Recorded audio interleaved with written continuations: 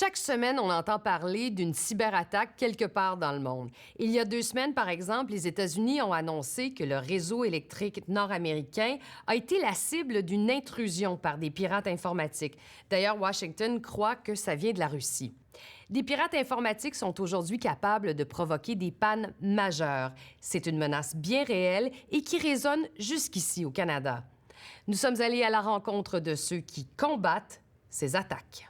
Pour la deuxième fois en moins de 2 mois, une cyberattaque majeure a paralysé des entreprises et des services publics. The malicious software is still out there. C'est vraiment une cyber-rançon qui a bien été organisée. We do have new reporting in the massive cyber attack. Et la propagation du virus a eu lieu en quelques heures. Son nom, Petya.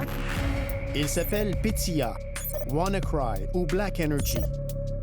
Експерти попереджають про нову хвилю масштабних кібератак в Україні. L'Ukraine est une habituée des cyberattaques. En décembre 2015, une panne électrique suspecte plonge une partie du pays dans le noir. 225 000 foyers sont privés de courant. L'attaque était vraiment coordonnée, il n'y a aucun doute là-dessus. Le coupable, un logiciel malveillant incrusté dans des ordinateurs névralgiques du réseau. 3 compagnies d'énergie électrique en Ukraine qui ont été attaquées en même temps. Une attaque n'attend pas l'autre. 1 an plus tard, le réseau électrique ukrainien est une fois de plus pris d'assaut par les pirates. Cette fois-ci, c'est avec un nouveau logiciel malveillant que personne n'avait jamais vu dans le passé, qui a été désigné spécialement pour s'attaquer à un système de contrôle industriel au niveau des réseaux électriques. Les virus et logiciels malveillants se succèdent au rythme des cibles qu'ils visent. Ils menacent maintenant nos infrastructures les plus essentielles. Et personne n'est à l'abri. Pas même Hydro-Québec. Il n'y a pas une compagnie que je pense qui est capable de dire qu'il y a un risque zéro de cyber-intrusion.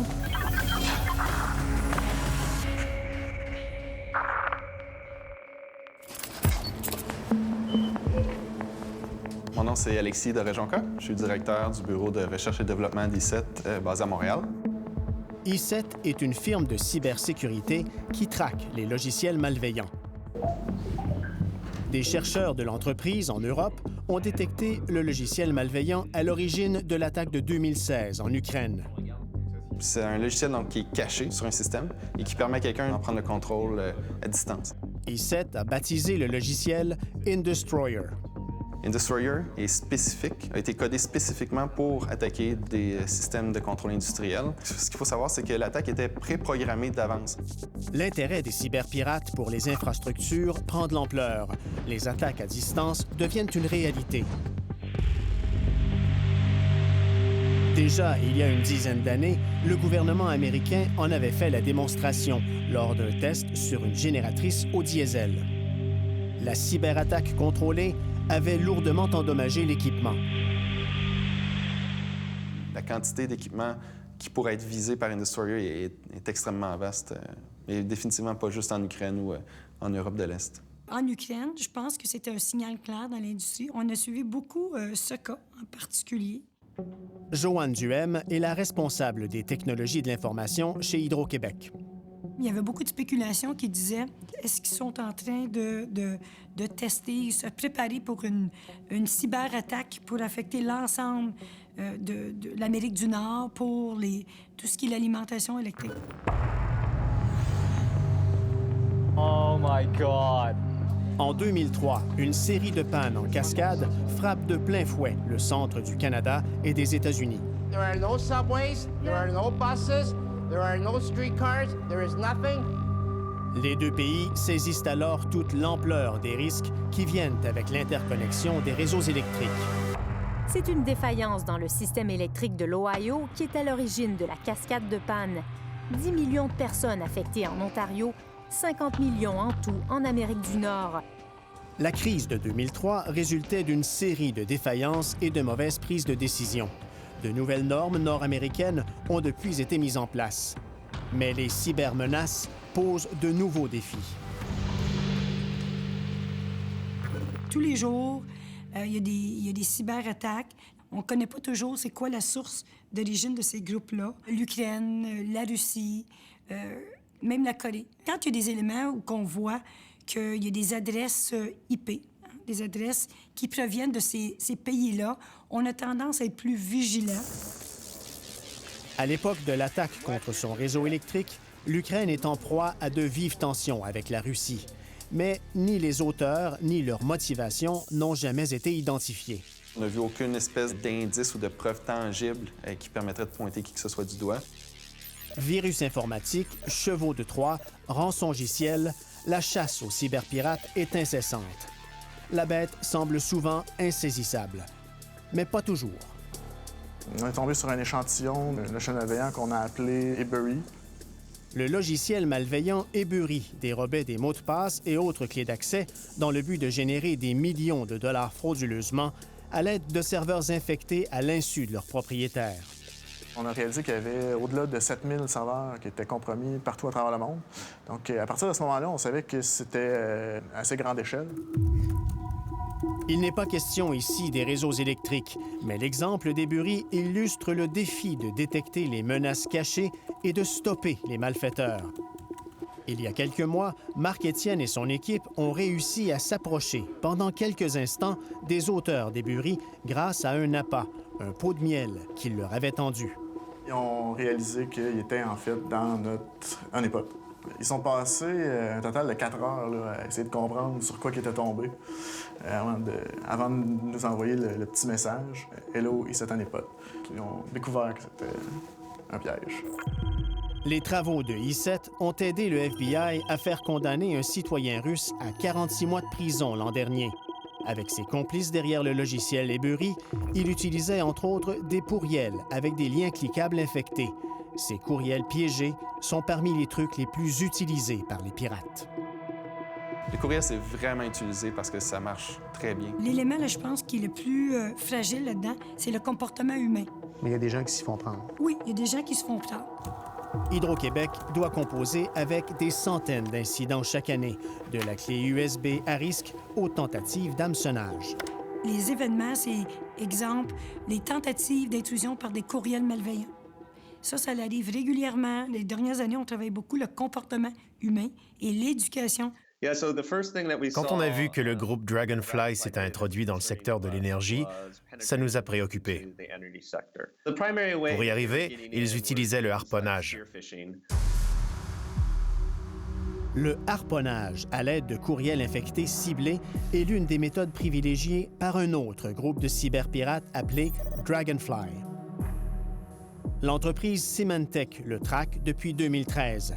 Ce logiciel malveillant a maintenant réussi à s'introduire jusque dans les ordinateurs de compagnies d'électricité aux États-Unis. Ils étaient parvenus à prendre des captures d'écran des systèmes. Ils pouvaient voir comment fermer ou ouvrir une valve. Ils se sont placés en position pour faire du sabotage.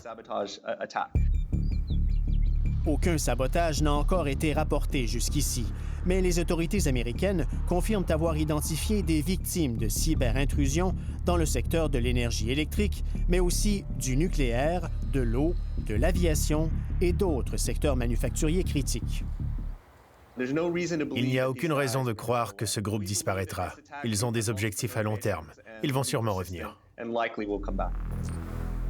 7 ans plus tôt, on avait découvert la présence de Stuxnet, un premier virus conçu pour attaquer une cible industrielle, dans ce cas-ci, des installations nucléaires en Iran. Un virus informatique si complexe que des experts le décrivent comme une véritable cyberarme développée par un autre pays.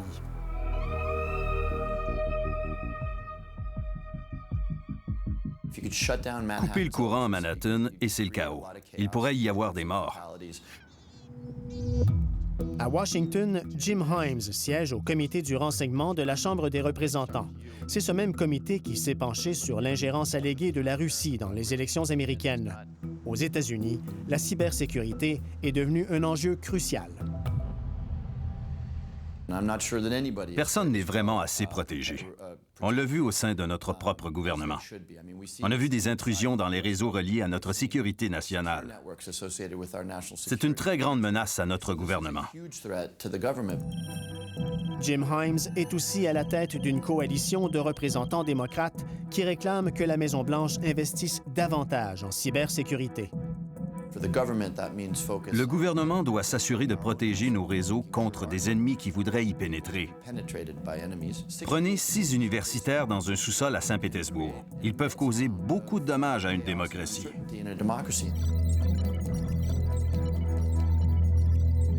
Après la pause, on vous amène au centre opérationnel de cybersécurité du Homeland Security.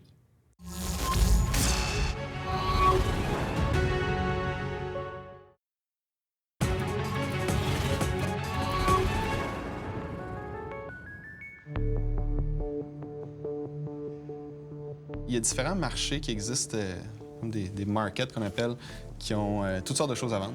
C'est un peu comme des eBay du Dark Web. On peut magasiner... Alexis Dorejonka nous fait visiter le Dark Web, ce web caché qui assure l'anonymat aux criminels qui vendent des cartes de crédit ou des renseignements d'identité volés ou encore des programmes malveillants.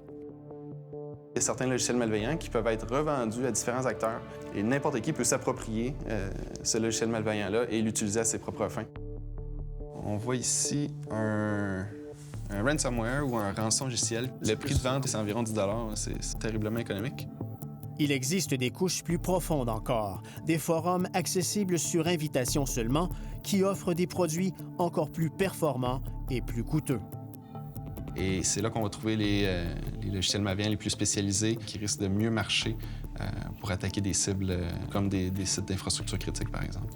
Pour chaque cyberpirate arrêté, d'innombrables logiciels malveillants continueront malgré tout à trouver preneur sur le marché noir. Tout change très rapidement. Nous sommes à Arlington, en Virginie, tout près de Washington, au département du Homeland Security, les responsables de la sécurité intérieure aux États-Unis. Et voici la chef de la cybersécurité. On est dans notre centre de surveillance des cyberincidents qui touchent nos agences nationales. Nous travaillons avec diverses industries pour restaurer les communications en cas de désastre.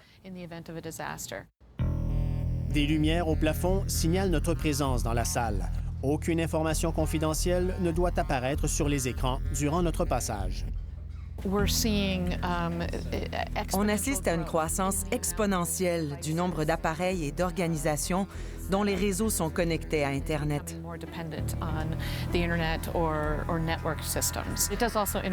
Ça crée beaucoup de vulnérabilités que les malfaiteurs cherchent à exploiter. Depuis les événements en Ukraine, les autorités américaines constatent une nette augmentation des tentatives d'intrusion dans les systèmes industriels. Ces systèmes de contrôle gèrent par ordinateur des réseaux électriques, par exemple. Depuis 2 ans, on a vu nos adversaires s'intéresser davantage à des façons de nuire à ces systèmes. Leurs techniques se sont améliorées. Aux États-Unis, le secteur de l'électricité est composé d'une multitude de compagnies privées et de plus de 2000 services publics, gros et petits, comme ici, à Manassas, en Virginie. Population, 43 000 habitants. Comment un logiciel malveillant pourrait-il affecter vos systèmes? Ils peuvent couper l'électricité à toute la ville, même à l'usine de filtration d'eau, partout.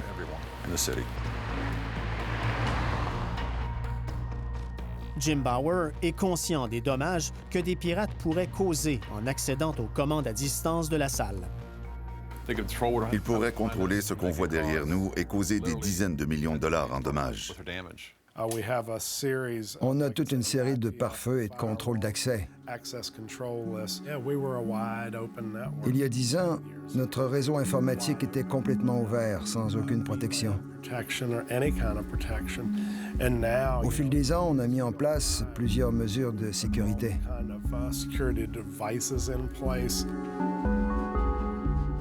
En tant que gestionnaire des systèmes électroniques, Randy Trainum surveille quotidiennement les nombreuses tentatives de connexion au réseau de la ville. Mais peu d'entre elles sont très préoccupantes à ses yeux. Ça provient de la Chine, la Corée du Nord, la Corée du Sud, plusieurs pays. La majeure partie, en fait, vient des États-Unis. Devant les menaces, plusieurs entreprises acceptent de confier certaines données internes à Homeland Security. Certaines compagnies énergétiques nous demandent parfois de travailler avec elles sur des logiciels malveillants qu'elles ont repérés. Janet Manfra souhaiterait encore plus de collaboration du genre, mais cet élan est parfois freiné par la méfiance de certains. Tous ne sont pas prêts à tout partager avec l'agence fédérale. Ça dépend vraiment du genre de renseignements qu'ils cherchent.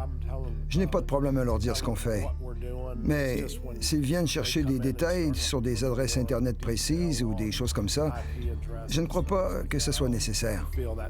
Pourquoi je leur donnerais ce genre d'informations? Même si Manassas produit de l'électricité, la majeure partie de sa consommation provient d'un gros fournisseur privé. Selon les autorités américaines, les cyberpirates se positionneraient d'abord dans de petits réseaux informatiques pour éventuellement atteindre des cibles plus importantes. Personne ne va passer par chez nous pour s'attaquer à une plus grosse cible. Il n'y a pas de façon de le faire. Une certaine confiance règne aussi chez Hydro-Québec, un des gros joueurs de l'industrie avec ses interconnexions aux États-Unis.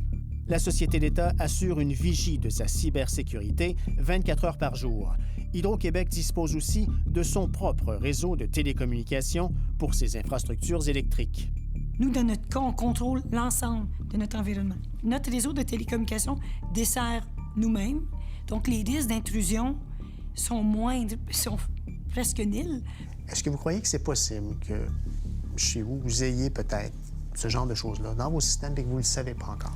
Je ne crois pas. Si jamais on découvrait quelque chose de ce genre-là, je suis confiante qu'on serait capable de le confiner et limiter les impacts pour être sûr que ça ne vient pas se propager et défaire notre infrastructure. Notre réseau est conçu comme ça. Je n'ai jamais vu d'organisation, grosse ou petite, dont les réseaux sont complètement isolés dans des systèmes hermétiques. Il y a toujours quelque part un risque de connexion. Est-ce que le risque est à zéro? Non. Est-ce que je pense que notre réseau est bien conçu, qu'on a les protections en place, qu'on est vigilant là-dessus? Oui.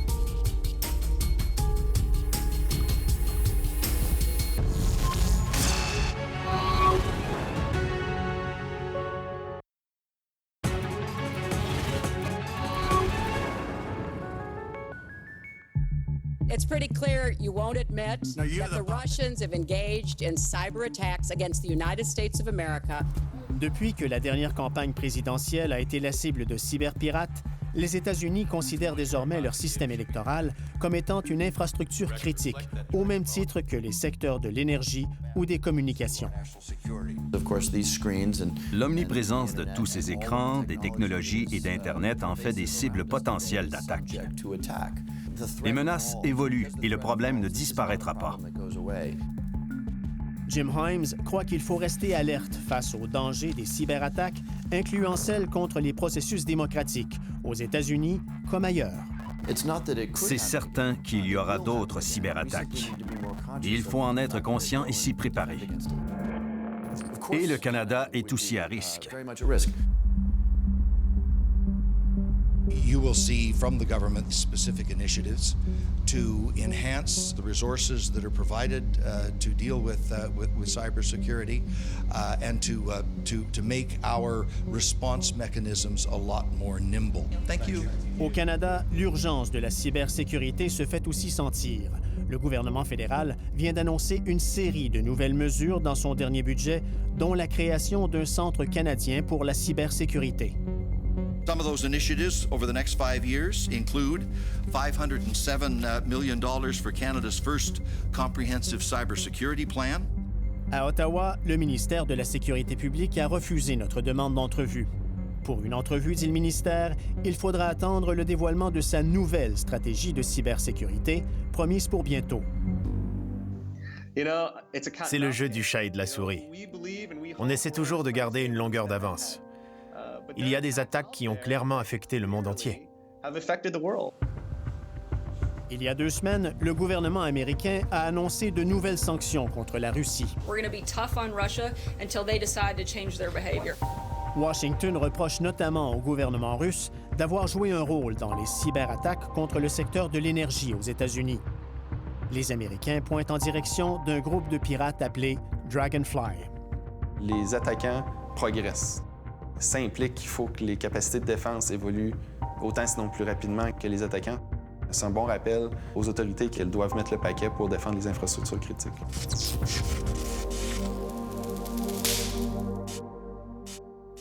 Gino, avec tout ce qui se dit sur la Russie aux États-Unis, comment elle se défend justement, la Russie?